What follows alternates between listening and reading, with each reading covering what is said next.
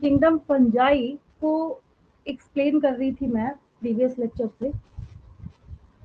तो फंजाई के बारे में मैंने आपको बहुत सारी चीज़ें सिखाई हैं। इससे पहले मैं आगे बढ़ूँ तो थोड़ा सा मैं रिकॉल कराती हूँ आपको, जो मैंने आपको बता रखा है ऑलरेडी। काफ़ी इंटरेस्टिंग जो डिस्कशन है वो चल रहा था। ये मैंने किंगडम फंजाई आपको स्टार्ट किया था, और किंगडम फंजाई में मैंने आपको एक बात ये सिखाई थी कि जो पहले से बच्चों के ब्रेन में इंप्रेशन होता है कि अगर फंजाई के बारे में हमारे को बोला जा रहा है तो इसका मतलब है कि ज़रूर कोई नेगेटिव वर्क कर रहा होगा। बट ऐसा कुछ भी नहीं है। यहाँ पे एक एडिबल फंजाई है आपके पास पूरे वर्ल्ड वाइड। ये जो मशरूम्स हैं इनको सबसे ज़्यादा खाया जाता है, और जो डायबिटिक पेशेंट्स होते हैं उनको भी डॉक्टर क्या रेफर करते हैं कि आपको इसको खाना चाहिए। ठीक है। कार्बोहाइड्रेट वैल्यू जो है इसकी ज़ीरो होती है। फिर मैंने हैबिटेट के बारे में एक ट्रिक सिखाया था आपको।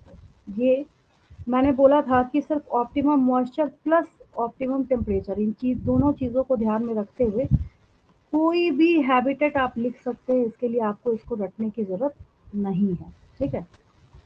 फिर जब वन बाय वन करके डिस्क्रिप्शन स्टार्ट हुआ तो इसको देख के अब कोई भी बच्चा पहचान सकता है कि इट्स यीस्ट है, ये यूनिसेलुलर फंजाई। ठीक है। और सबसे अच्छी बात क्या है, इसमें इसका ये बर्ड नज़र आ रहा है। तो मैंने आपको एक असाइनमेंट क्वेश्चन भी दिया था कि how yeast increases it's number, तो आपने उसमें बर्डिंग लिखा था आंसर में। फिर ये सारे यीस्ट जो है उसमें से मैंने आपको एक नेम बताया था, दैट इज सैक्रोमाइसिस सेरेविसी, जिसके बारे में आपने क्या सीखा था कि ये जो सैक्रोमाइसिस सेरेविसी है इसको बेकरी इंडस्ट्री में यूज़ होने की वजह से इसके बिना, चाहे केक इंडस्ट्री हो, चाहे पेस्ट्री बन रहा हो, चाहे ब्रेड बन रहा हो, वहाँ पे यीस्ट का यूज़ करते हैं उसमें डॉ फॉर्मेशन के लिए। फिर अल्कोहल C2H5OH के कमर्शियल प्रोडक्शन में भी हम लोग इसी यीस्ट का यूज़ करते हैं। ठीक है। ये आपने सीखा था। देन फिर और उसमें कुछ स्पेसिफिक डिस्क्रिप्शन की तरफ आगे बढ़े थे, तो एक नेगेटिव रोल के साथ आपके पास एक फंजाई आया था, that is Puccinia, which is responsible for causing this type of rust. तो ऐसा क्योंकि दूर से देखने में सही में रस्ट जैसा अपीयरेंस कॉज करता है, जिसकी वजह से हमने इसका नाम ही है वो रस्ट फंजाई रख रखा है। ठीक है। ये पूछा भी गया है और आपसे भी पूछा जाएगा, तो इसको याद रखेंगे। फिर इसी सीरीज में जब आगे बढ़े थे, बहुत ही अम्यूजिंग और उम्दा एग्जाम्पल आपके पास आया था पेनिसिलियम नोटाटम। इसकी मैंने पूरी स्टोरी बताई थी कि अलेक्जेंडर फ्लेमिंग ने इसकी बाय चांस डिस्कवरी करी थी, और इसका इस्तेमाल करके उन्होंने वर्ल्ड का जो फर्स्ट एंटीबायोटिक है पेनिसिलिन वो बनाया था, फॉर्म किया था। और ये जो पेनिसिलियम है इसमें ऐसे छोटे छोटे जो बीड लाइक स्ट्रक्चर हैं, अगर एक है तो कोनिडियम और एक से ज़्यादा है तो कोनिडिया। पिछले ईयर नीट के एग्जाम में पूछा भी गया था, which of the following is the asexual reproductive structure और असेक्सुअल स्पोर इन पेनिसिलियम। बच्चों को कोनिडिया टिक करना था उसमें, ये इतना ज़्यादा इम्पोर्टेंट है। ठीक है। फिर उसके बाद जो सारी चीज़ें मैंने आपको सिखाई थी, सबसे इम्पोर्टेंट जिसके बिना मैं आगे आपको पढ़ा ही नहीं सकती, सिखा ही नहीं सकती कोई भी चीज़, दैट इज़ माइसीलियम। माइसीलियम का डिस्क्रिप्शन आया था। बोलने का ये मतलब है कि बाकी सारी चीज़ें भी बीच बीच में आएंगी, बट जब किसी फंजाई की कैटेगरी को स्टार्ट करेंगे ना, जब हम पढ़ना स्टार्ट करेंगे, हमें सीखना है, हमें फर्स्ट पॉइंट लिखना पड़ेगा वहाँ पे माइसीलियम के बारे में। किसके बारे में? माइसीलियम के बारे में, जिसकी वजह से ये इम्पोर्टेंट हो जाता है। तो मैंने आपको बताया था कि अगर इसमें से एक थ्रेड को देखेंगे तो हाइफा बोलेंगे, एक से ज़्यादा थ्रेड को देखेंगे तो हाइफी बोलेंगे, और हाइफी के एग्रीगेट्स को, असेंबलेज को क्या बोलेंगे? माइसीलियम। सीखा था जो कि आपको याद होना चाहिए। फिर मैंने ये सिखाया था what are the differences between septate, septum है, असेप्टेट, नो सेप्टा। मतलब असेप्टेट में सेप्टा देखिए क्रॉस वॉल्स है, इसके अंदर नहीं है, क्रॉस वॉल तो एब्सेंट है। क्रॉस वॉल एब्सेंट है तो यहाँ पे मल्टी न्यूक्लिएटेड कंडीशन बनती है, that is termed as coenocytic hyphae, जिसकी वजह से हमने क्या टर्म दे रखा है इसको? सिनोसाइटिक हाइफी इसको बोल रखा है। ठीक है। फिर पूरे एक्सप्लेनेशन से रिलेटेड असाइनमेंट क्वेश्चंस मैंने आपको दे दिया था। रिवाइज कराने की ज़रूरत इसलिए पड़ी क्योंकि अभी आगे की क्लासेस में भी जैसे ही मैं एक्सप्लेनेशन को आगे बढ़ाऊंगी बीच में इसकी ज़रूरत पड़ेगी। तो एक छोटा सा टॉपिक जो कि ऐसा भी नहीं बोलूँगी कि बिल्कुल नया है आपके लिए, आपने ऑलरेडी इसको सुन रखा है छोटी क्लासेस में। लाइकेन जो है ऐसे पैचेस जो आपको यहाँ पे दिख रहा है ना, एल्गी, और ऐसे साइड साइड में जो ये फंगल कोटिंग है, ये आपने ना नॉर्मली देख रखा होगा। वैसे भी मॉइस्ट एरिया में या थोड़ा सा भी अगर गार्डन एरिया हो कहीं पे, या फिर काफ़ी देर से बहुत ज़्यादा बारिश हो रही हो, तो वैसे जगह पे ना आपने ये देख रखा है। तो सवाल ये उठता है कि लाइकेन है क्या? तो लाइकेन के बारे में अगर आप सीखना चाहते हैं तो सबसे पहली चीज़ आपको याद रखना है एल्गी प्लस फंजाई। क्या बोला मैंने आपको? Algae plus fungi. इसलिए एल्गी प्लस फंजाई याद करना पड़ेगा क्योंकि लाइकेन अकेला नहीं है, एक सिम्बायोटिक एसोसिएशन। सिम्बायोटिक बोलने का मतलब, म्यूचुअल बोलने का मतलब दोनों को एक दूसरे से बराबर बराबर बेनिफिट होगा, जिसकी वजह से हम इसको सिम्बायोटिक बोलते हैं। ठीक है, तो लाइकेन बहुत अच्छा एक पोल्यूशन इंडिकेटर है। अब कैसे पोल्यूशन इंडिकेटर है सो भी मैं बताती हूँ आपको। अगर आप कभी विलेज एरिया में गए हों या वैसे भी किसी ऐसी जगह पे गए, जैसे आप दार्जिलिंग वगैरह घूमने चले गए या कहीं पे जहाँ पे हमेशा ही मॉइस्चर रहता हो, तो वहाँ पे ना आपको ये लाइकेंस जो है वो ज़्यादा देखने को मिलेंगे। रीज़न क्या है? आप वहाँ पे इसको सुटेबल कंडीशंस भी दे रहे हैं, और सबसे बड़ी चीज़ है कि वैसी जगहों पे पोल्यूशन का नामो निशान नहीं है। तो इसका उल्टा हिसाब किताब चलता है। बोलने का क्या मतलब हुआ कि अगर लाइकेन का नंबर ज़्यादा होगा मतलब वहाँ पोल्यूशन कम है। अगर पोल्यूशन ज़्यादा होगा, अगर आप सिटी में रह रहे हैं, तो अगर आप वहाँ ढूंढना स्टार्ट कीजिएगा तो कहीं भी आप ढूंढ के थक जाएंगे, बट आपको ये लाइकेंस देखने को नहीं मिलेंगे। रीज़न क्या है कि ये खुद ही इंडिकेटर के तौर पे जाना जाता है किसका? पोल्यूशन का। ठीक है, तो और दूसरी चीज़, केमिस्ट्री में जो लिटमस पेपर पढ़ते हैं आप, लिटमस पेपर का आपने नाम सुन रखा है, तो लिटमस पेपर को बनाने के लिए भी लाइकेन का यूज़ करते हैं। 9th क्लास के बुक में एक बॉक्स बना के अलग से एडिशनल पॉइंट में बच्चों को सिखाया गया था। तो ये लाइकेन जो है इतना ज़्यादा इम्पोर्टेंट हो जाता है। तो सवाल ये उठता है कि फिर हम याद कैसे करें इसको? तो याद करने का सबसे अच्छा तरीका ये है कि सबसे पहली चीज़ जो आपको दिमाग में बिठानी है, तो सिर्फ आपको याद रखना है एल्गी प्लस फंजाई। क्या याद रखना है? लाइकेन में किस किस चीज़ का एसोसिएशन है? एक आपको यहाँ पे एल्गी है, ऐसे ही रिप्रेजेंटेटिव फॉर्म में करेंगे जैसे मैं सिखा रही हूँ आपको। देखिए, एग्जाम में भी है, उसमें भी ऐसे लिख सकते हैं, कोई दिक्कत नहीं है। लाइकेन है, आपने एक एंड पे क्या लिखा? एल्गी लिख दिया। दूसरे एंड पे क्या किया आपने? फंजाई लिख दिया। मतलब क्या है, आप ये समझ गए कि अच्छा इन्हीं दोनों का क्या है? एसोसिएशन है। एसोसिएशन मैं यहाँ पे बोल रही हूँ, एसोसिएशन टर्म का मतलब होता है कि ज़रूर जो चीज़ें हैं वो एक साथ बैठी हुई हैं। मैं यहाँ पे कोई इंटरैक्शन नहीं बोल रही कि दोनों आपस में इंटरैक्ट किए और चले गए कहीं, नहीं।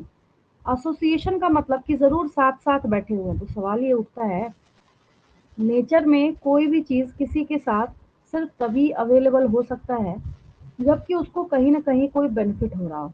ठीक है? फिर यहाँ पे एक क्वेश्चन और अराइज़ होता है। क्वेश्चन ये निकल के सामने आता है कि एल्गी फंजाई के साथ है। दोनों का कोई कहीं से भी अगर हम देखना स्टार्ट करें ना, दोनों का बीच-बीच तक, दूर-दूर तक कहीं भी कोई रिलेशनशिप नहीं है। एल्गी मैं आपको पढ़ाऊँगी प्लांट किंगडम में। प्लांट किंगडम में जो फर्स्ट कैटेगरी है थैलोफाइट्स, उसको बिलॉन्ग करेगा ये एल्गी। फंजाई की बात करें, ये अलग से एक किंगडम है जिसकी पढ़ाई आप कर रहे हैं, और हम लाइकेन इसलिए पढ़ रहे हैं क्योंकि हम प्लांट किंगडम तो नहीं पढ़ रहे हैं, हम फंजाई पढ़ रहे हैं।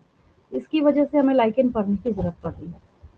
अब सवाल यहाँ पे ये उठता है कि जब एल्गी और फंजाई को हम देख रहे हैं, किसको देख रहे हैं? एल्गी को और फंजाई को।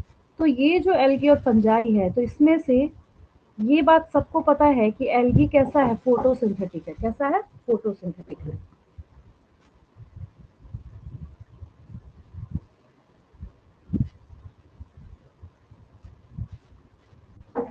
तो फोटोसिंथेटिक होने की वजह से पहले मैं यहाँ पे मेंशन कर देती हूँ, फंजाई में ही आप मेंशन कर लेंगे, fungi get nutrition from algae because algae, alga जो है वो सिंगल होता है, इसमें ई लगा देंगे तब ये प्लूरल हो जाएगा। तो fungi get nutrition from algae because algae are photosynthetic, उधर से अच्छा इधर ही डाल दिया हमने, फोटोसिंथेटिक। ये तो सबको समझ आ गया, इसमें तो कहीं कोई दिक्कत नहीं। फिर एक और क्वेश्चन अराइज होता है कि जब फंजाई न्यूट्रिशन ले रहा है, क्या पड़ी है, एल्गी के पास तो कमी नहीं है किसी चीज की। तो इस पॉइंट को समझना जो है वो बहुत जरूरी है। रीजन क्या है कि जब हम लोग बात करते हैं किसके बारे में, एल्गी के बारे में, तो एल्गी आखिर फंजाई से क्या और कैसा न्यूट्रिशन और नरिशमेंट ले रहा होगा, ठीक है। तो उसको जब देखना स्टार्ट करते हैं तो हम लोग क्या समझेंगे यहाँ कि फंजाई मोड ऑफ न्यूट्रिशन है सेप्रोफाइटिक है। कैसा है, सेप्रोफाइटिक है। ये तो मैं डे वन से सिखा रही हूँ आपको। तो ये सेप्रोफाइटिक है, तो ये तो बैठ गया अपने मतलब के लिए इसके साथ। फिर ये क्या ले रहा होगा, क्वेश्चन ये बनता है। बच्चे ये तो लिख लेते हैं, इधर वाला जब पार्ट समझने की बारी आती है ना, तब बच्चे उसको ब्लैंक छोड़ के आ जाते हैं या फिर कहते हैं कि ठीक है कुछ करता होगा, हमें पता नहीं, दोनों को एक दूसरे से बराबर बराबर फायदा होता है।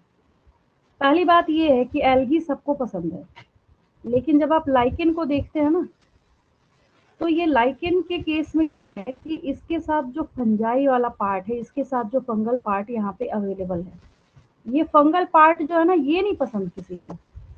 तो एल्गी का यहाँ भी मास फंजाई प्रोटेक्शन प्रोवाइड करने का काम करता है। तो पॉइंट,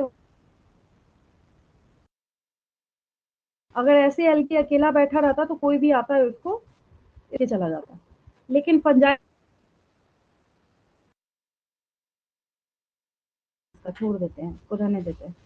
पहली चीज तो ये है कि एल्गी को प्रोटेक्शन प्रोवाइड करने का काम करता है कौन, फंजाई। दूसरी बात और आती है कि और क्या ले रहा होगा ये, और कौन सा बेनिफिट ले रहा होगा। तो नेक्स्ट बेनिफिट के बारे में जब हम बात करते हैं तो उसको ऐसे समझिए, आपने जब कभी भी फंजाई ग्रो करते हुए देखा है, जैसे कोई सा भी फंगस है, ठीक है, यहाँ जो पैचेस दिख रहे हैं आपको, तो फंजाई को आपने जब भी ग्रो करते देखा है तो वहां पे मॉइस्चर होता है। क्या होता है, मॉइस्चर होता है। तो अगर मॉइस्चर होता है तो एल्गी को भी तो सरवाइव करने के लिए मॉइस्चर चाहिए। तो एल्गी को अगर कभी वाटर की स्कैर्सिटी होती है, मॉइस्चर की कमी होती है, तो वहां पे इमरजेंसी कंडीशन में ये जो फंजाई है ये इस एल्गी को मॉइस्चर प्रोवाइड करने का काम करता है। मतलब अगर ये डेड हो जाता मॉइस्चर के एब्सेंस में, तो फंजाई जो है इसको डेड नहीं होने देगा। फंजाई बोलेगा भाई तुम कहाँ जा रहे हो, मेरा तो काम नहीं चल सकता तुम्हारे बिना, तुम तो फोटोसिंथेटिक हो, तो मैं अपना काम तुम्हारे से चला लेता हूँ। तो फंजाई भी उसको क्या करेगा, इमरजेंसी कंडीशन में मॉइस्चर प्रोवाइड करता है, ठीक है। तो ये दो बेनिफिट कौन ले रहा है, एल्गी ले रहा है, किससे ले रहा है, फंजाई से ले रहा है, ठीक। तो ये भी आपने सीखा, तो इसको हम लोग मेंशन कर लेंगे यहाँ पे। अब ऐसे डिटेल में अगर आप बुक में ढूंढने जाएंगे तो आपको नहीं मिलेगा। साधारण तरीके से, सिंपल तरीके से आपको चीजें समझ में आ सकती हैं, और समझ आ भी रही होंगी, तो मैं आपको समझा रही हूँ यहाँ पे। तो फंजाई क्या ले रहा है सो तो आपको समझ आ गया। फिर यहाँ पे हम लोग लिखेंगे fungi provide protection to algae.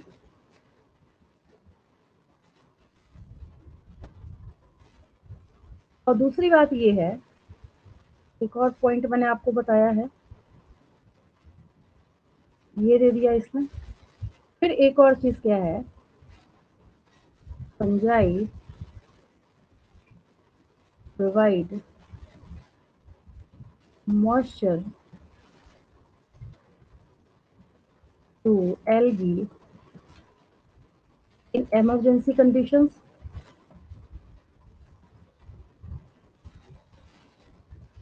emergency conditions, ठीक है। इमरजेंसी कंडीशंस में क्या करेगा, ये मॉइस्चर प्रोवाइड करने का काम करेगा।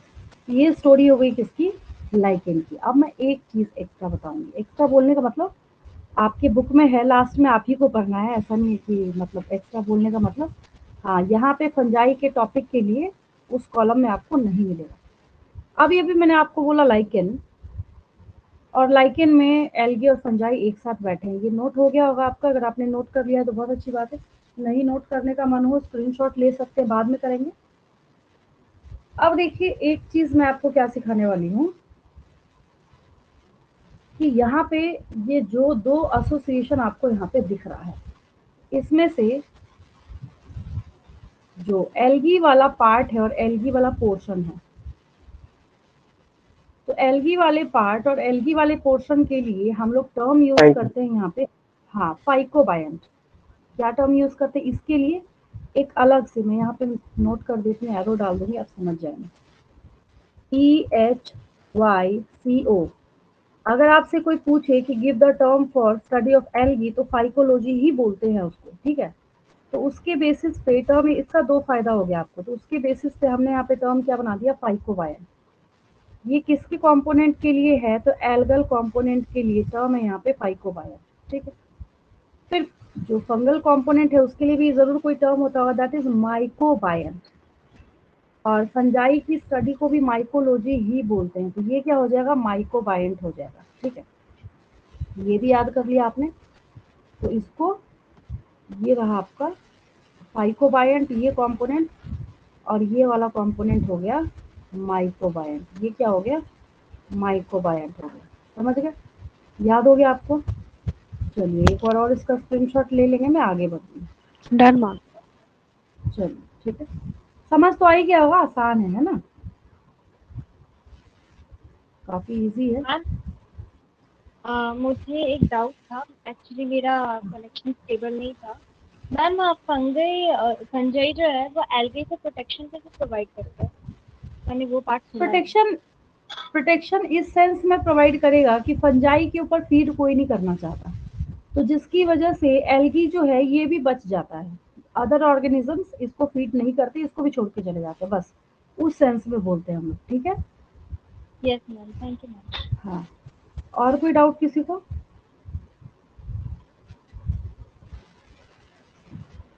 मैम यहाँ पे आपने अभी अभी बोला कि एल्गी और फंजाई के बीच में कोई रिलेशन है नहीं, पर कई बार हम लोग ग्रीन एल्गेस को फंजाई भी बोलते हैं ना।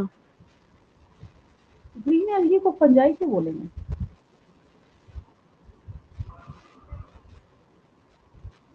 एल्गी और फंजाई दोनों दो चीजें। और एक बात पता है आपको, जब ये बायोलॉजिकल क्लासिफिकेशन चैप्टर के पांचों किंगडम में पढ़ा दूंगी ना, तो आप अपना बुक टर्न करके देखिए, एनसीईआरटी बुक में लास्ट में एक पैरा आपको दिया हुआ है जहाँ पे लिखा हुआ वायरसेस, विरोइड्स, प्रियोल्स एंड लाइकेन। ये जो लाइकेन है ना, इसको 5 किंगडम सिस्टम ऑफ क्लासिफिकेशन से बाहर फेंक दिया गया है। रीजन क्या है, अब यहाँ पे जो डिस्प्यूट है वो किस बात को लेके है कि भाई तुमको डाला किस किंगडम में जाए, तुमको फंजाई में डालें या तुमको एल्गी में डालें। तो हम, क्योंकि हम फंजाई का डिस्क्रिप्शन पढ़ रहे हैं, और हमें यहाँ पे ये चीज़ सीखनी है कि फंजाई कितने डाइवर्स फॉर्म्स में पाया जा सकता है, बस हम इसलिए लाइकेन की पढ़ाई कर रहे हैं यहाँ पे। लेकिन अगर किसी ने आपसे पूछ लिया कि मुझे एक बात बताओ कि लाइकेन को तुम किस किंगडम में प्लेस करोगे, तब आप बोलेंगे कि इसको किसी किंगडम में, R.H. विटेकर साहब जो है 5 किंगडम सिस्टम ऑफ क्लासिफिकेशन बनाने वाले, उन्होंने इसको कहीं प्लेस ही नहीं किया है, बाहर कर दिया है उससे। बात समझ आई, ऑब्वियस है, आप अपना खुद का भी कॉमन सेंस लगाएंगे। फंजाई में डाला जाए तो गलती क्या हो जाएगी, एल्गी बैठा हुआ है इसके साथ। फंजाई के बोर्ड ऑफ न्यूट्रिशन में हम खुद ही स्टैंप लगा रहे हैं कि all the organisms are saprophytes. अगर हम इसको प्लांट्स में डालें तो प्लांट में डालने की गलती तो कैर्लोस लिनियस साहब कर ही चुके थे। फंजाई आर सैप्रोफाइटिक, फिर ये बोलना गलत हो जाएगा कि प्लांट्स आर ऑटोट्रॉपिक, फोटोसिंथेटिक। तो जिसकी वजह से लाइकेन जो है ना किस कैटेगरी में बैठा हुआ है, out of 5 kingdom system of classification. समझ आया, यस मैम। है ना। चलिए अब आगे चलते हैं हम लोग। एक और एसोसिएशन सीखेंगे।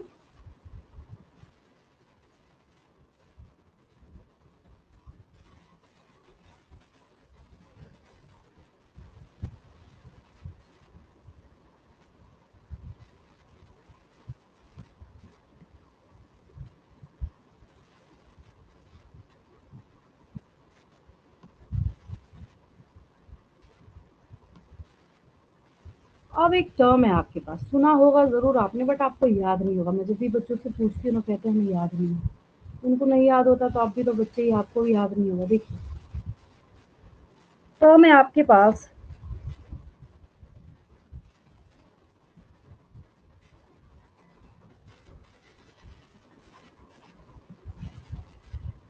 टर्म है आपके पास माइकोराइजा। माइकोराइजा को जब हम लोग देखते हैं तो ये प्लांट के रूट्स के साथ फंजाई का एसोसिएशन है। क्या बोला मैंने? बोलने का ये मतलब हुआ कि जो माइकोराइजा है is the symbiotic association between roots of higher plants and fungi। अब सवाल ये उठता है कि हम यहाँ पे रूट्स ऑफ हायर प्लांट्स बोल रहे हैं। क्या बोल रहे हैं हम लोग यहाँ पे? रूट्स ऑफ हायर प्लांट्स बोल रहे हैं। जब रूट्स ऑफ हायर प्लांट्स की बारी आती है तो ये रूट्स और फंजाई का क्या तालमेल है, अब ये समझ नहीं आता बिल्कुल भी। तो यहाँ पे ना पहले तो मैं लिख देती हूँ कि व्हाट इज माइकोराइजा। आगे का डिस्क्रिप्शन तो खैर मैं बता ही रही हूँ आपको। अगर कोई आपसे पूछ ले कि what do you understand by the term mycorrhiza, तो वहां पे आपको बोलना है माइकोराइजा इज द सिम्बायोटिक। जब कुछ बोलना या पूछना नहीं हो तो उधर से माइक जो है उसको म्यूट करके रखेंगे। Mycorrhiza is the symbiotic association between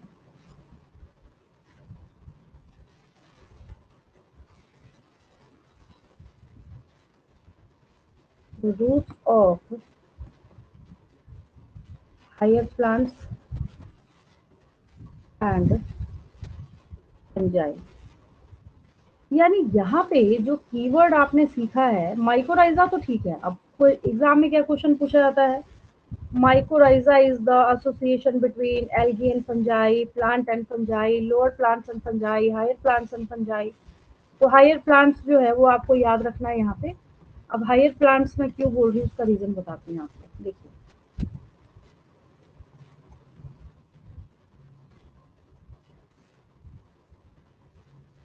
अब ये जो हायर प्लांट्स हैं, तो जब आप प्लांट किंगडम की पढ़ाई कर रहे थे ना, तो प्लांट किंगडम की पढ़ाई करते वक्त आपने जो प्लांट्स की कैटेगरी पढ़ी थी, हेलोफाइट्स जिसको एल्गी बिलोंग करते हैं, ब्रायोफाइट्स, पेरिडोफाइट्स, वापस आएगा थर्ड चैप्टर में जब हम लोग प्लांट किंगडम पढ़ेंगे ना वहां पे। उसके बाद जिम्नोस्पर्म्स और फिर एंजियोस्पर्म्स। इसमें से ये जो मैंने 5 कैटेगरीज लिखी ना, इसी को पूरे 5 किंगडम सिस्टम ऑफ क्लासिफिकेशन में जब प्लांटी पढ़ेंगे तो प्लांटी के अंदर बस यही आता है। इसी के ऊपर पूरा थर्ड चैप्टर जो है प्लांट किंगडम वो आपका बनाया गया है, मात्र इसी को पढ़ने के लिए। इसमें से जो लास्ट वाली 2 कैटेगरीज है ना, जिम्नोस्पर्म और एंजियोस्पर्म, इन दोनों को हायर प्लांट्स बोला गया है। याद रहेगा? अगर आपसे कल को जाके किसी ने पूछ लिया कि mention the plant categories which are referred as higher plants, your answer is gymnosperms and angiosperm. इन दोनों को हम हायर प्लांट की कैटेगरी बोलते हैं। अभी क्वेश्चन बाकी है।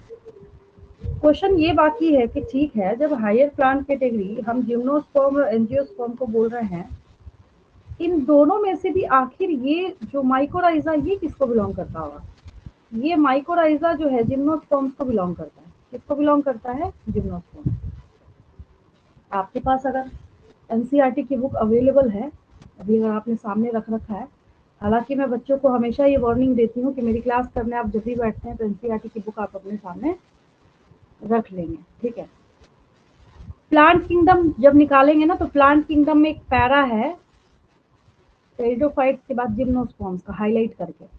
यहाँ अगर जिम्नोस्पर्म्स की आपकी पढ़ाई की गई है, तो ठीक उसी के नीचे देखिए हाईलाइट करके माइकोराइजा लिखा हुआ है, देख लीजिए टर्न करके मिल जाएगा। वहीं पे माइकोराइजा होगा लिखा हुआ, उसको अंडरलाइन कर लीजिए। अब वो जो माइकोराइजा आपको लिखा हुआ दिख रहा है, तो उसके पास एक एग्जाम्पल है। एग्जाम्पल क्या है? एग्जाम्पल आपको दिया जा रहा है कि भाई दुनिया में इतने सारे प्लांट्स ट्रीज सब अवेलेबल हैं, तो सवाल ये उठता है कि कौन सा ऐसा ट्री है जिसके साथ ये एसोसिएटेड होगा। तो एसोसिएटेड ये किसके साथ होता है? तो आपको वहां पे देखिए कि एग्जाम्पल जो है, ठीक है, एग्जाम्पल आपको वहां पे पाइनस का दिया गया, पाइनस का दिया गया।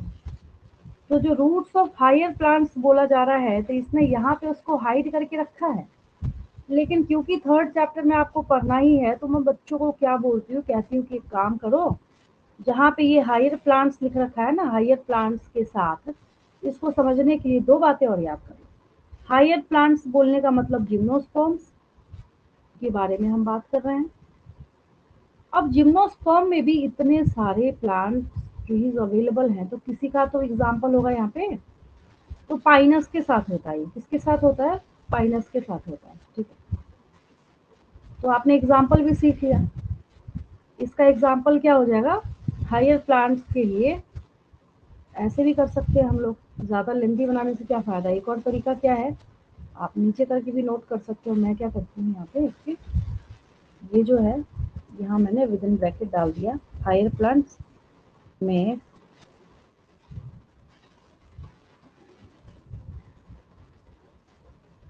फाइनस ऑफ, इसका बताया मैंने आपको जिम्नोस्पर्म्स, बोला मैंने आपको fineness of gymnosperm.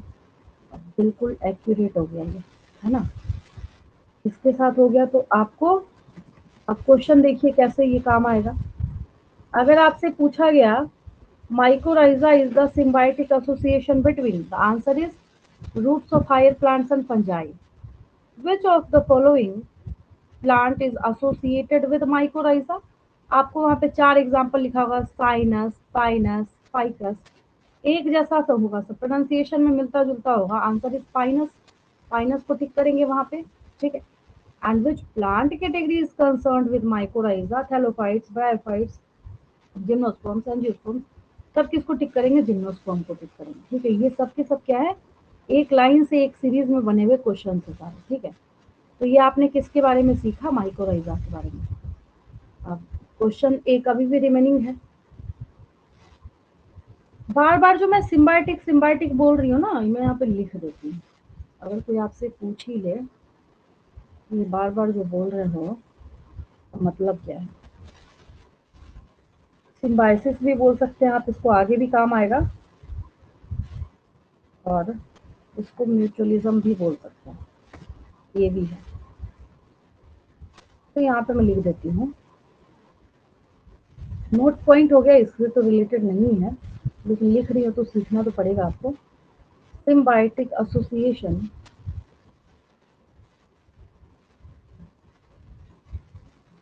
refers to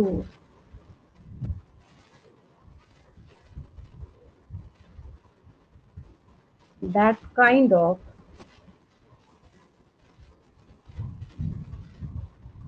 association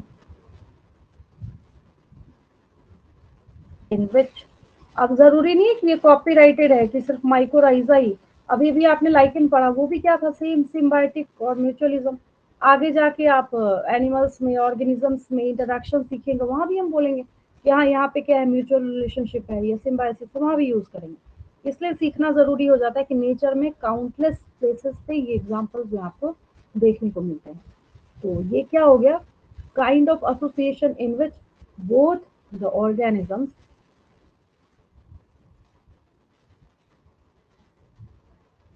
get mutually भी बोल सकते हैं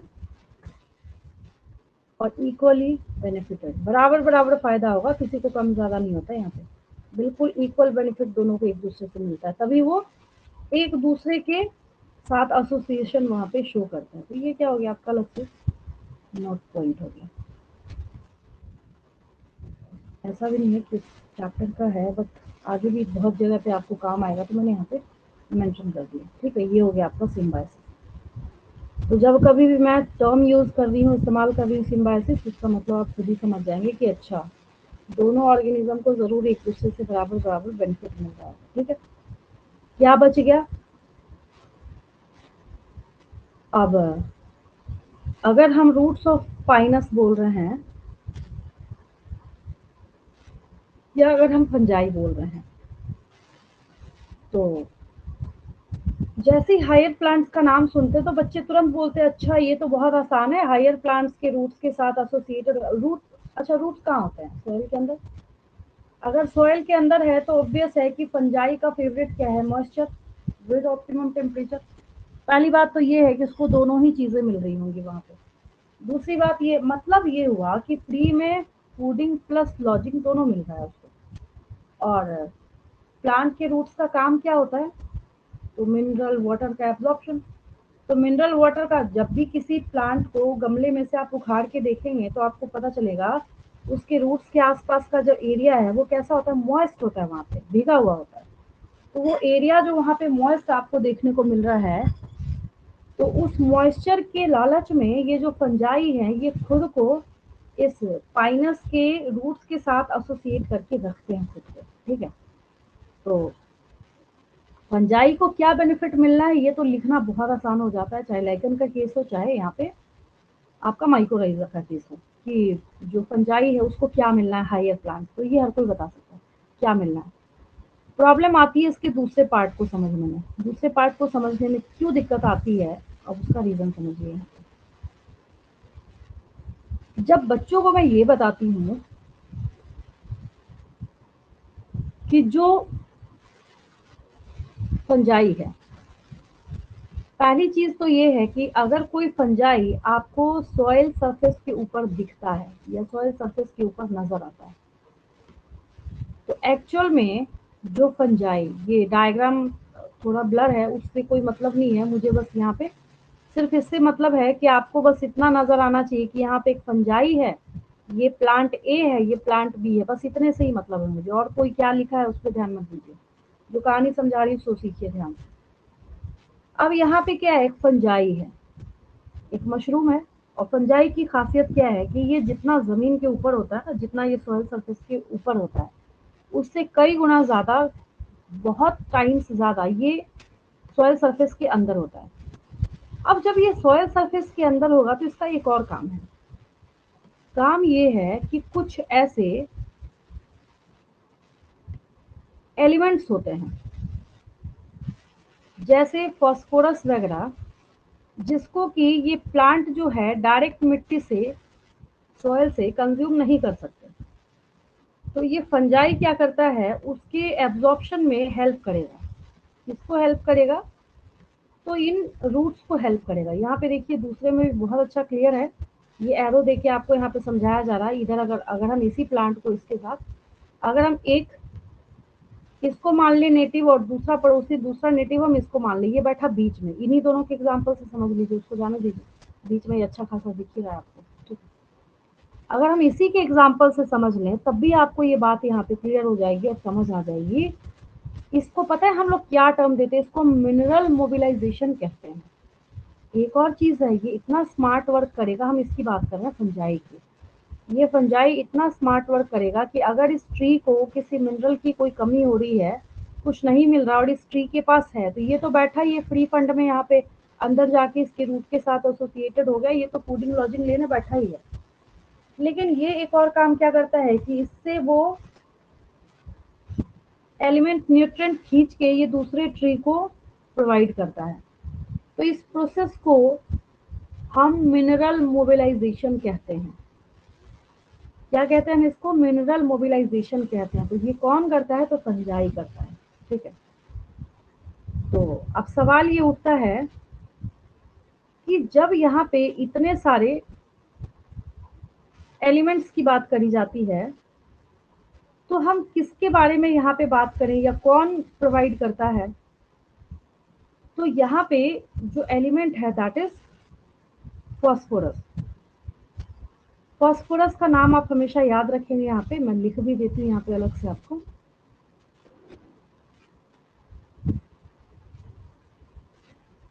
मतलब वाटर मिनरल्स हर एक चीज को प्रोवाइड करने में, सप्लाई करने में, इवन की जो नाइट्रोजनस कंपाउंड्स हैं, शुगर है, वो सब प्रोवाइड करने का काम यहाँ पे कौन करेगा?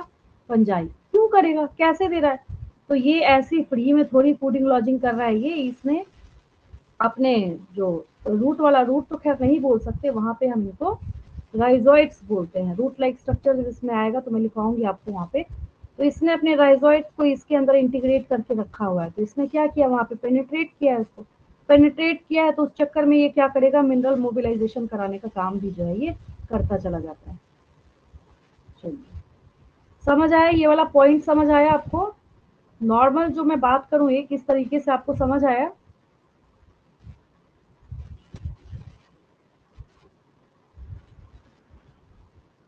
Yes ma'am. है ना? नोट कर देती हूँ मैं मैम उसके अगर बाद अगर क्लियर हो ये जाएगा। मैम अगर ये ओनली ट्री को हेल्प कर रहा है मॉइस्चर देने में एंड शुगर्स प्रोवाइड करने में, तो मैम उसको खुद कैसे मिलेगा? किसको? फंजाई को? मैम फंजाई को? फंजाई तो ले ही रहा है ना, फंजाई तो भर भर के ले रहा है।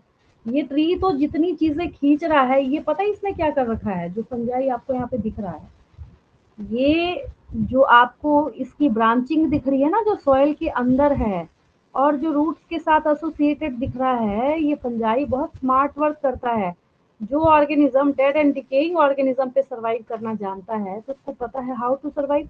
ये इसने पता है क्या कर रखा है? इसने इसके एक एक रूट के अंदर पेनिट्रेशन करके रखा हुआ है इसने। ये तो मजे में जितनी चीजें यहाँ पे ये ट्री खींच रहा है, वो तो ले ही रहा है फ्री फंड में ये। समझ गए? तो खींचने की वजह से, जिसकी वजह से ये जो मशरूम्स हैं, जैसे अगर हम मशरूम का ही एग्जांपल लें, जीरो लेवल का एग्जांपल, तो खाना जो है वो इतना ज़्यादा हेल्दी हो जाता है। हेल्दी इसलिए हो जाता है कि भाई पता है कि जो चीज़ें ट्री ले रहा था, जो मिट्टी से जिन चीज़ों को खींचने की कोशिश कर रहा था, जिन एलिमेंट्स को लेने की कोशिश कर रहा था, अब अगर हम बोल रहे हैं कि ये फॉस्फोरस का क्या करेगा? मिनरल मोबिलाइजेशन करेगा, कार्बन एंड फॉस्फोरस का। तो कार्बन एंड फॉस्फोरस का करेगा तो ये क्या इसमें भी मिलेगा आपको। आप इसको खाइएगा तो इससे आपको भी मिलेगा। अब आया समझ में? Yes ma'am. चलिए लिखते हैं हम लोग थोड़ा सा। जो फंजाई है वो डायरेक्टली जो एलिमेंट्स है सॉइल में मिलते हैं वो डायरेक्टली हाँ वो, कंज्यूम करता है। हाँ ये कर सकता है, और ये भी उसको मोबिलाइजेशन में उस ट्री को भी हेल्प करेगा, है ना? ओके तो थैंक यू। इसका एक पार्ट, हाँ एक पार्ट तो लिखने में कहीं कोई दिक्कत है ही नहीं, अगर हम उसको उसी तरीके से जैसे मैंने इस पेज पर रिप्रेजेंटेशन करा था ना, तो अगर हम इसकी बात कर रहे हैं ये, तो अगर हम ऐसे इस फॉर्मेट की बात करें तो एक पार्ट तो उसका वैसे भी क्लियर है। देखिए,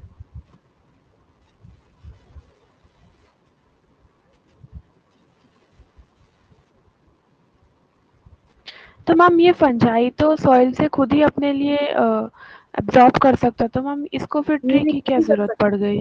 नहीं करेगा ना, ये कैसे करेगा सॉइल से खुद? ये मोबिलाइजेशन कर रहा है क्योंकि इसने अपने जो ब्रांचिंग है उसको उसमें इंटीग्रेट कर रखा है। ये मोबिलाइजेशन कर रहा है, ये ले नहीं रहा है खुद।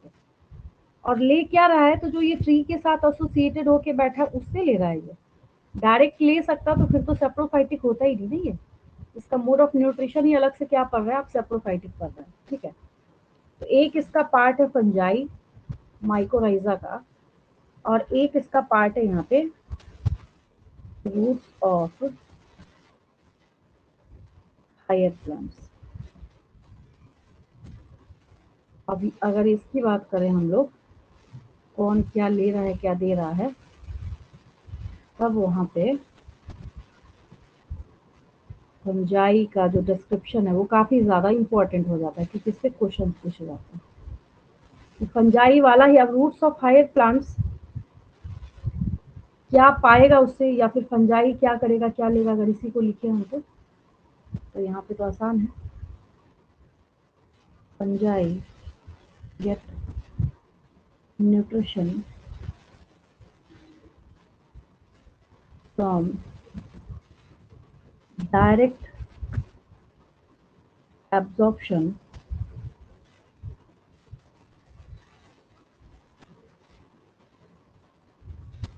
from the roots of plants कर देते हैं, हायर प्लांट्स को 50 बार लिख दिया मैंने, higher plants. Fungi get nutrition from direct absorption of important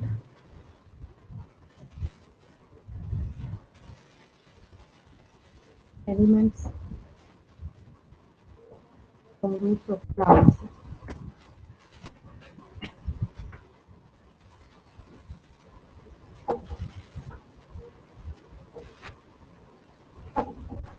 fungi को सरवाइव करने के लिए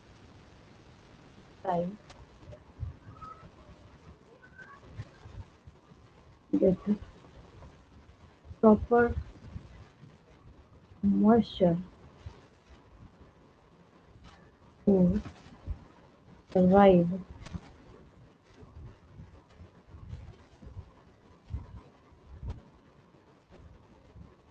with the roots of plants. वाला पार्ट तो क्लियर है.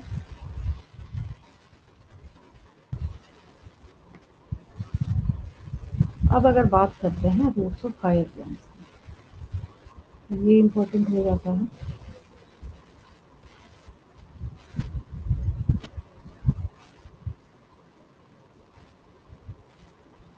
Fungi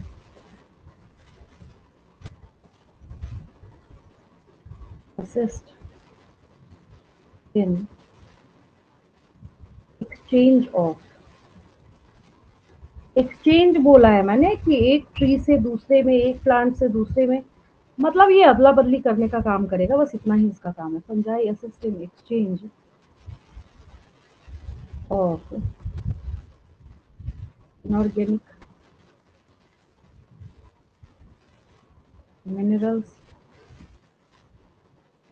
and the compounds of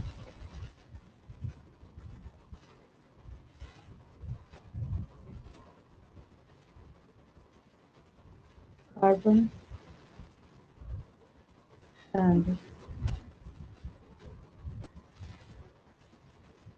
phosphorus.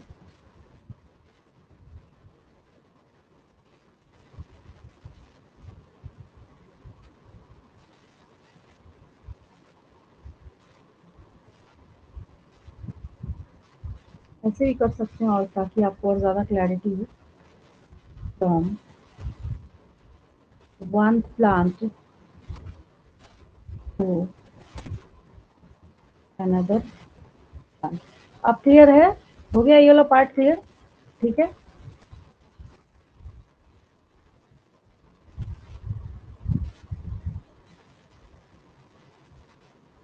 इसको नोट कर लेंगे, फिर आगे चलते हैं.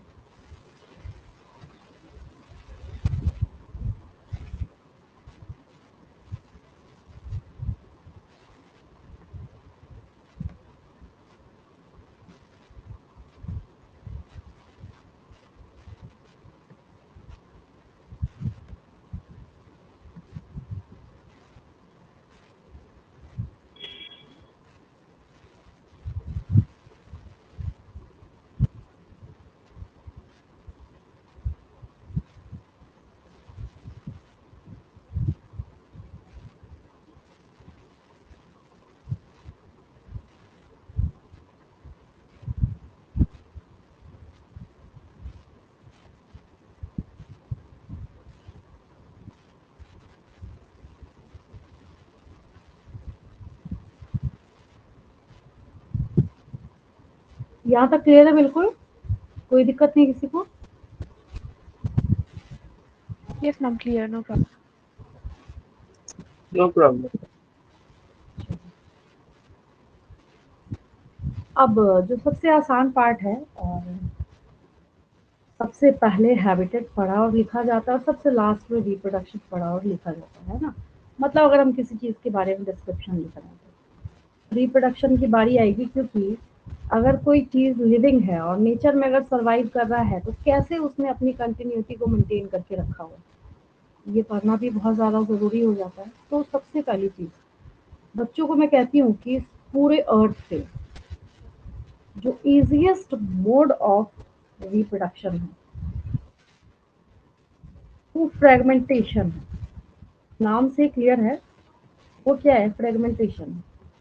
अब अगर इसका मैं जीरो लेवल का एग्जांपल दूं तो फ्रेगमेंटेशन बोलने का मतलब हुआ कि जो each fragmented part, each fragmented part has the capability to produce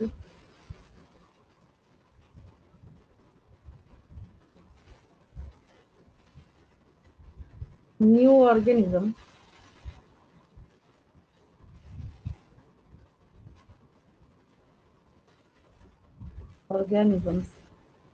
under suitable conditions. Suitable condition देंगे तभी करेगा, ऐसे नहीं करेगा। अब जैसे एज फॉर एग्जांपल ब्रेड के ऊपर जो ब्रेड मोल्ड लगा हुआ देखा है आपने, पढ़ेंगे आगे जाके। जो ब्रेड मोल्ड है दैट इज राइजोपस, पंजाई की फर्स्ट कैटेगरी पढ़ाऊंगी, उसी के एग्जाम्पल में। तो जैसे हम लोग यहाँ पे ब्रेड मोल्ड की बात करते हैं, तो अगर आपने उसको एक चाकू लेके सपोज कीजिए कि 10 पीसेस कर दिया आपने, पूरा जो देखा ब्रेड के ऊपर पूरा ग्रीनिश पैचेस जो है वो लग रखा है, ब्रेड मोल्ड जो है देखा है आपने, ऐसा भी लेकिन आया है आपके लिए। देखिए इसकी बात नहीं करते।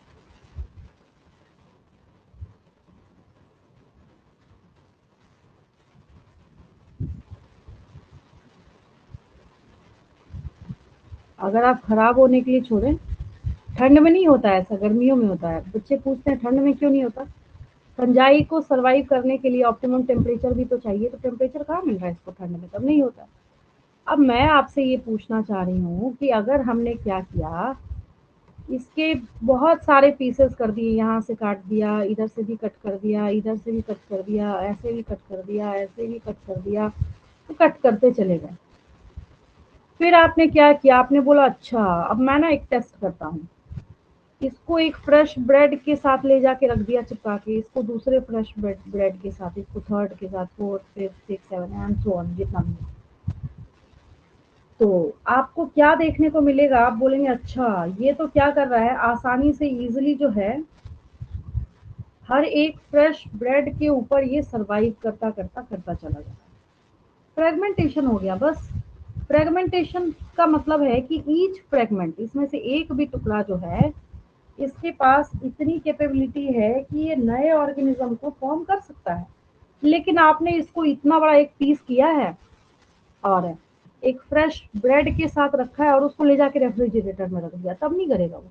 तो तभी मैंने यहाँ पे एक और चीज मार्क कर दी है, अंडर सुटेबल कंडीशन, कि ऐसा जब भी होगा और जब भी आप देखना चाहते हैं तो सिर्फ सुटेबल कंडीशंस में ही होगा। ऐसा नहीं है कि आपका जब मन करे तब और जैसे कंडीशन में मन करे वैसे कंडीशन में रख देंगे तब ये सर्वाइव नहीं करेगा। ठीक है, तो सबसे आसान मोड क्या है, फ्रेगमेंटेशन है। कहीं कुछ समझना नहीं है, कहीं कुछ याद नहीं करना है, जितने पीसेस हैं उतने ऑर्गेनिज्म बनेंगे। ठीक है, ये हो गया फ्रेगमेंटेशन। फिर यहाँ पे एक और इम्पोर्टेंट क्या आता है, बच्चे कहते हैं ma'am what are the differences between fragmentation and asexual reproduction. तो अगर असेक्सुअल रिप्रोडक्शन टर्म जो है वो आपको सुनने को मिलता है, हम लोग किसकी बात कर रहे हैं, असेक्सुअल रिप्रोडक्शन। तो जो असेक्सुअल रिप्रोडक्शन है इसके बारे में अगर आप देखें तो जरूर कोई ना कोई स्पोर होगा इसमें। क्या होगा, अलग से एक स्पोर होगा जो कि उसके नंबर को बढ़ाने के लिए जाना जाएगा। तो हम लोग यही मेंशन करेंगे यहाँ पे असेक्सुअल। अभी जैसे उसमें हमने देखा तो कहा हम कोई स्पोर पढ़ रहे थे, फ्रेगमेंटेशन में कुछ भी नहीं था वैसा। तो यहाँ पे हो जाएगा asexual reproduction is by force called, जैसे कैसे मैंने आपको पेनिसिलियम सिखाया था पिछली क्लास में, याद है, एक एग्जाम्पल के तौर पे हम लोग लिख लेते हैं सच एज, जैसे कोनिडिया है यहाँ पे। अब एक कोनिडिया वहां से टूट के अलग हुआ, मतलब एक बोलेंगे तो कोनिडियम हो जाएगा। वो क्या करेगा, वो पूरे के पूरे ऑर्गेनिज्म को फॉर्म करने की कैपेबिलिटी रखता है। कोनिडिया भी हो सकता है, स्पोरेंजियोस्पोर भी हो सकता है। स्पोरेंजिया, देखिए की सीखिए, स्पोरेंजिया स्पोर बनाने वाला कंपार्टमेंट, उसके अंदर जो स्पोर बनेगा तो लिख देंगे स्पोरेंजियोस्पोर। क्या याद करना है इसमें, कुछ भी नहीं। कोनिडिया और स्पोरेंजियोस्पोर्स, और एक और आपको जूस्पोर्स कब बोलेंगे, जब मोटाइल होगा, और जूस्पोर्स भी सुनने को मिल सकता है आपको, ऐसा हो सकता है। ठीक है, ये किसके बारे में बात कर रहे हैं हम लोग, असेक्सुअल रिप्रोडक्शन के बारे में। दो तो काफी आसान है, इसमें तो कोई दिक्कत नहीं होगी आपको।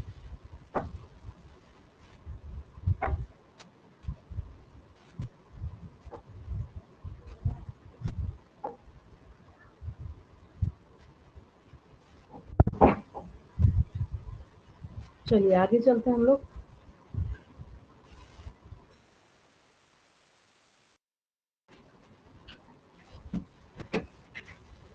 अगर इसमें हम लोग सेक्सुअल रिप्रोडक्शन के बारे में बात करें, sexual reproduction,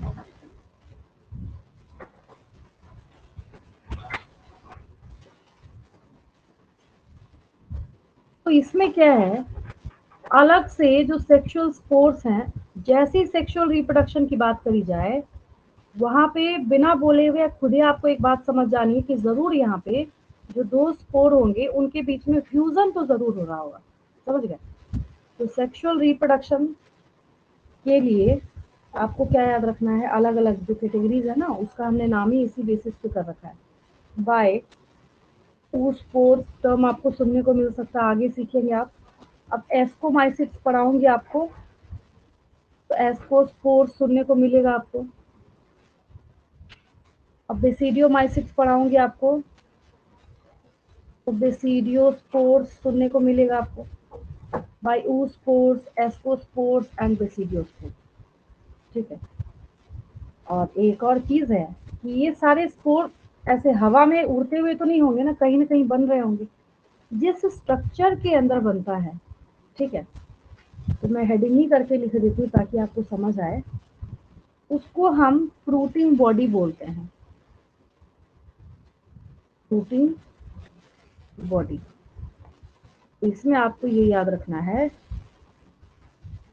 the various spores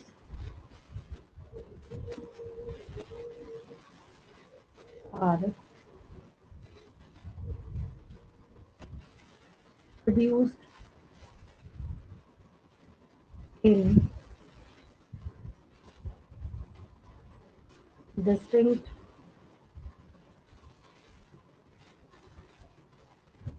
structures। और हर एक फ्रूटिंग बॉडी का अलग अलग नाम सीखेंगे आप आगे जाके, जैसे जैसे मैं कैटेगरीज पढ़ाती चली जाऊंगी। ऑल्ड फ्रूटिंग बॉडी,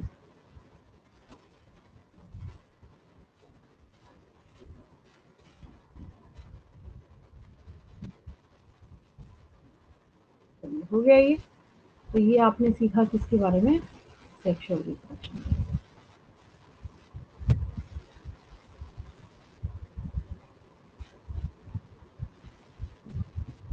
हो गया ये।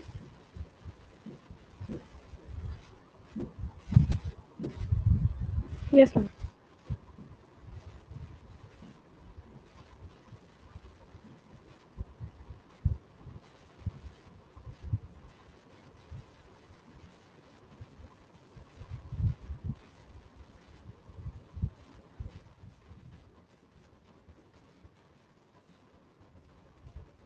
असाइनमेंट क्वेश्चंस करेंगे, ऐसे तो बहुत सारे क्वेश्चंस आज की क्लास में, लेकिन उसमें से कुछ इम्पोर्टेंट जो है उसको करेंगे। पहला question, mention the components of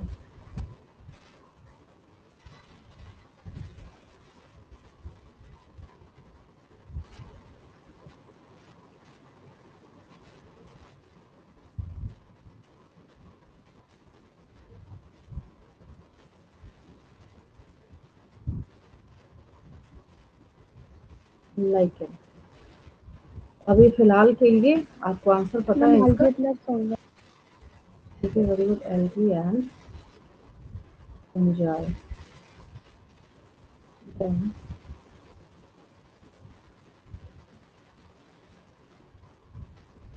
give the term for study of। अभी मैंने ना जब लाइकेन पढ़ाया आपको तो मैंने आपको एक बात सिखाई, क्या कि लाइकेन में जो एल्गल कंपोनेंट है उसको फाइकोबायंट बोलते हैं और जो फंगल कंपोनेंट है उसको माइकोबायंट बोलते हैं। तो वहां से मैं एक क्वेश्चन यहाँ फॉर्म कर रही हूँ, give the term for study of fungi, तो उसको माइकोलॉजी ही कहते हैं हम लोग।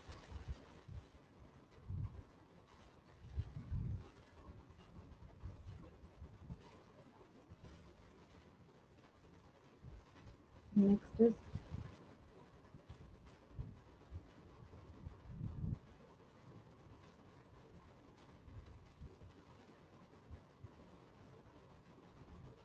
which plant is associated with। तो ऐसे भी कर सकते हैं, which सबसे शॉर्ट में अगर करें, which plant possess mycorrhiza। अगर हम इसकी बात करें, यहाँ पे फाइनस आ जाएगा, ये पूछा हुआ क्वेश्चन है ये फर्स्ट ईयर से। इसका एग्जांपल है जिम्नोस्पर्म्स का एग्जांपल है ये।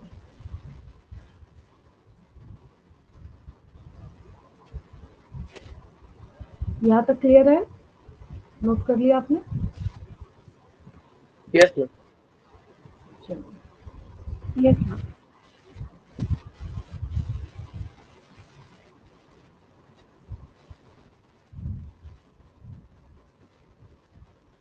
mention the name of sexual और फंजाई। एक चीज देखिए, आगे जाके जब मैं आपको पढ़ाऊंगी ना तो उसमें अब प्लानोस्पोर, जूस्पोर ऐसे करके भी मैं आपको सिखाऊंगी, ठीक है? लेकिन अभी अगर आपको एक अगर बोला जा रहा है तो आप कोनिडिया लिख सकते हो, कोई दिक्कत नहीं है। कोनिडिया। फिर हम लोग बात करेंगे यहाँ पे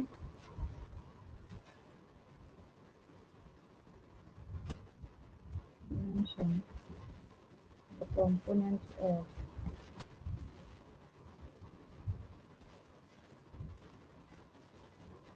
mycorrhiza।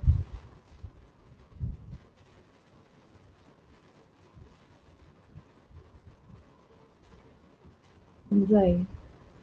अब देखिए वहां पे मैंने नहीं लिखा, आगे जाके आप सीखिएगा कि फंजाई में भी एक जीनस है ग्लोमस। अब जीनस क्या होता है, तो टेक्सोनोमिक हायरार्की जो आपके चैप्टर 1 में है, तो सबसे नीचे स्पीशीज है। एक जैसे स्पीशीज को जब जोड़ते हैं, ऐड करते हैं, एग्रीगेट करते हैं, उसका जो असेंबलेज होता है उसको जीनस बोलते हैं। और कोई साइंटिफिक नेम अगर आप देखते हैं तो उसका जो पहला पार्ट है, जैसे आम को, मैंगो को मैंजीफेरा इंडिका कहते हैं, तो मैंजीफेरा क्या है, उसका जीनस नेम है, ठीक है? तो अगर आपसे क्वेश्चन पूछ लिया किसी ने कि ठीक है माइकोराइजा तो जानते हो, अच्छी बात है, लेकिन जो फंजाई है वो है किस जीनस का? फंजाई एक ही थोड़ी होता है, बहुत सारी इसकी भी कैटेगरीज है, ठीक है? तो जीनस ग्लोमस को बिलोंग करता है। तो fungi and groups of higher plants.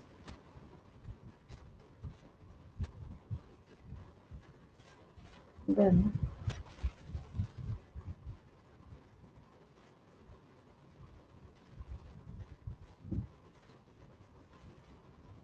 give the terms for algal component and fungal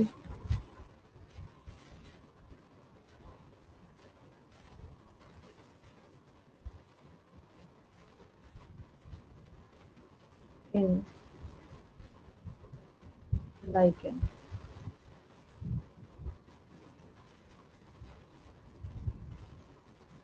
algal component को हम फाइकोबायंट कहते हैं। Ma'am phycobiont and mycobiont. Phyco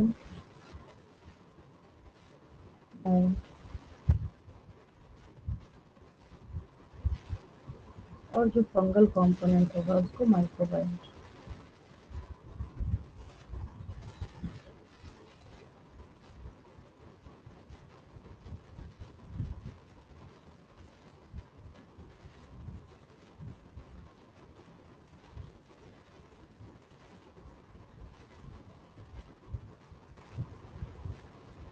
चलिए यहाँ तक क्लियर है बिल्कुल।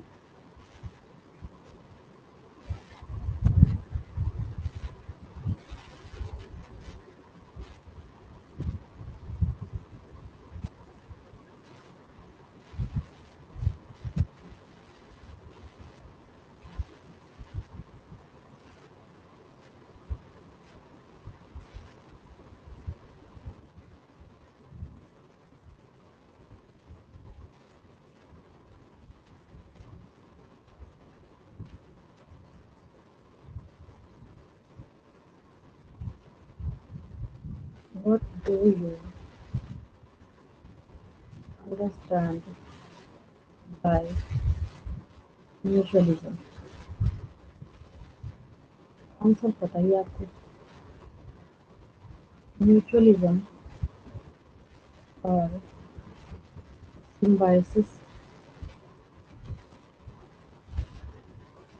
is the association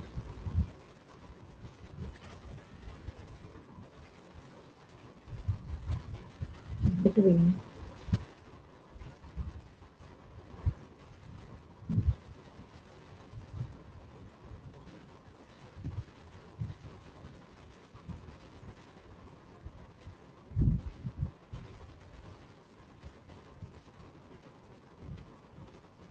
two different, दोनों अलग अलग हैं, two different organisms in which both organisms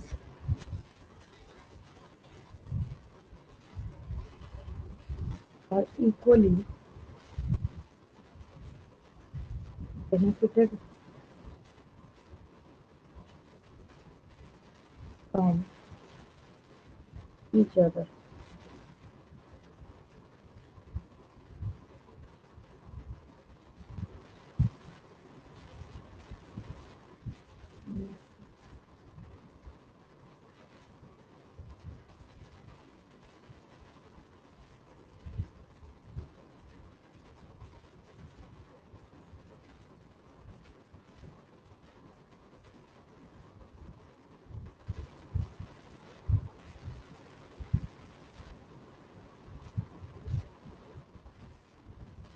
What are floating bodies? ये तो हर एक कैटेगरी में आएगा। जब भी आप पढ़ेंगे वहां पे बार बार आपको क्या सुनने को मिलेगा? Floating body. Specific structures which are involved in production of spores.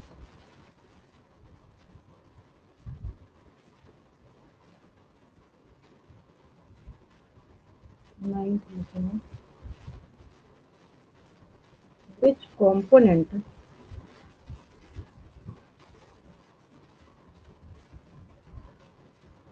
of mycorrhiza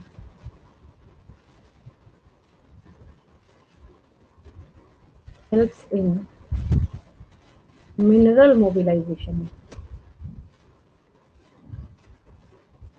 जो कंपोनेंट मैंने आपको सिखा रखा है उसमें से मिनरल मोबिलाइजेशन में फंजाई हेल्प करता है।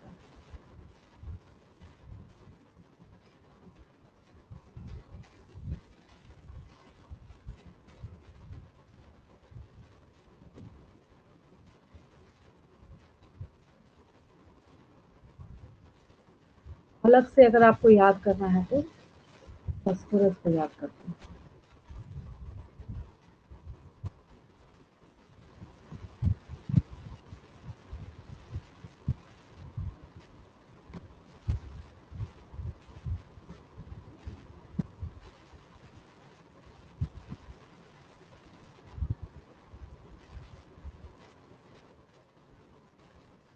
क्वेश्चन लिख लीजिए। Right a note on different modes of reproduction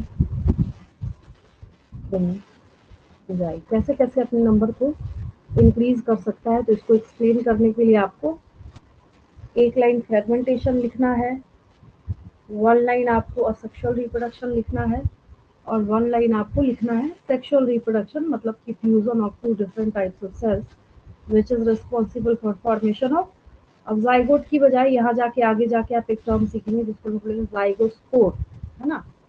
तो डिफरेंट टाइप ऑफ वहाँ पे जो फ्यूजन होगा तो डिफरेंट टाइप ऑफ जाइगोस्पोर्स यहाँ पे फॉर्म होंगे। या फिर आप अगर सिर्फ लिखें कि वहाँ पे fusion of two different types of cells involve होगा, वो भी सही है, उसमें भी कहीं कोई दिक्कत नहीं है, ठीक है।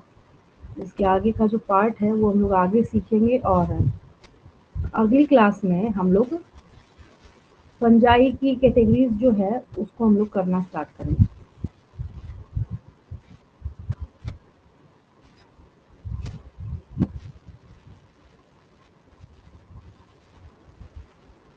Okay ma'am.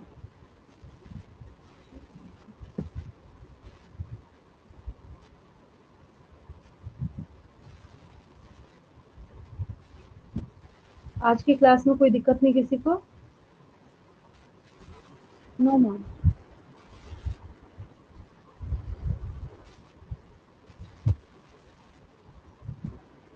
लीव करूँ मैं? Yes ma'am.